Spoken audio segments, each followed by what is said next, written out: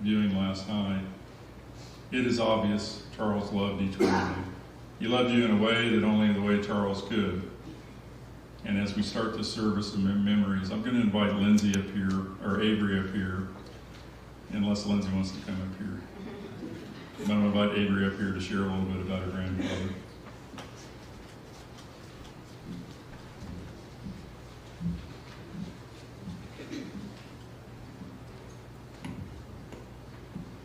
So, I'm not good with talking in front of other people, and my grandpa knew that.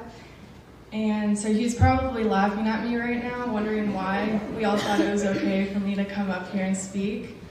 But hello everyone, I'm Avery. I'm the daughter of Eric Kennedy, who's the son of Charles. I thought about what I should say in this speech, but there's so much about him that I'd love to say.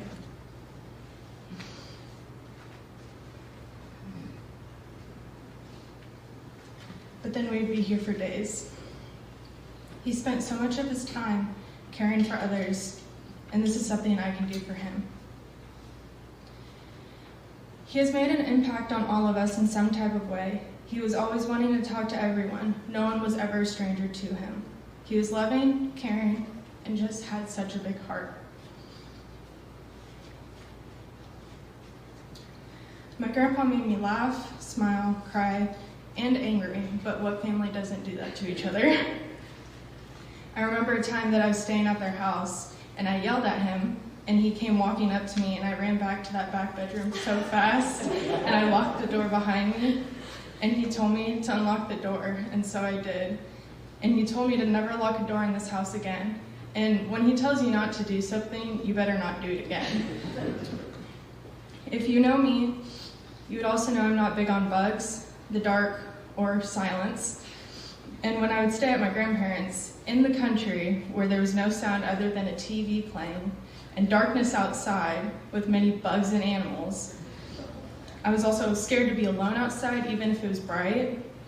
But he told me that if I wear this cowboy hat, which was one that he always wore, if I wear it and stand tall, that no animals would come towards me, because they're going to be more afraid of me than I am of them. He made me confident when I was scared. He made me believe that I was brave and strong. On Saturday night, I was with my sister, my brother, Dirk, and Emily, and everyone else was already in bed. But we were all talking with each other, telling stories about him, laughing and crying. While we were talking, I got onto my phone for some reason and went to my voicemails and saw that I had multiple from him. So I played him out loud for everyone to hear. He called me out on some stuff, but it's something that made us all laugh. I'm never going to delete those messages because it's the only thing I have left of him that I can hear his voice in.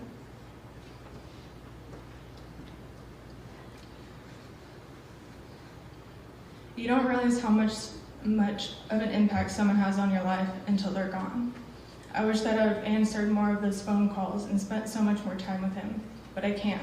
And I can't blame anyone else but myself. But now all I can do is not take things for granted. Spend that extra 10 minutes talking with my parents or my siblings. Drive an hour to see my family and friends. Because you never know how much something or someone meant to you until you no longer have it.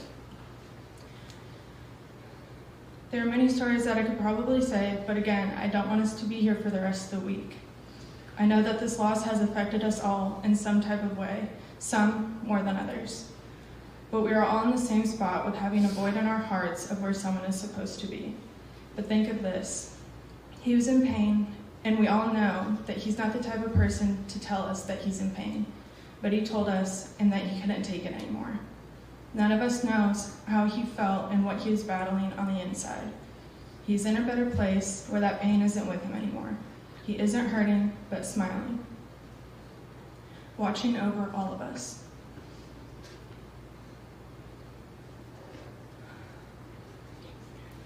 We just have to remember that he isn't gone. He'll always be right there next to us.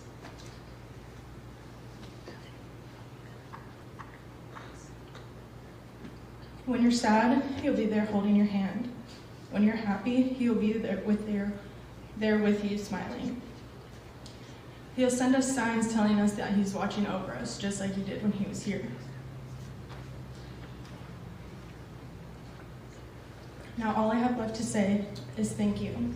Thank you for teaching me so many things and being a bright light in a room of darkness. I love you so much. You're gone, but you're never going to be forgotten.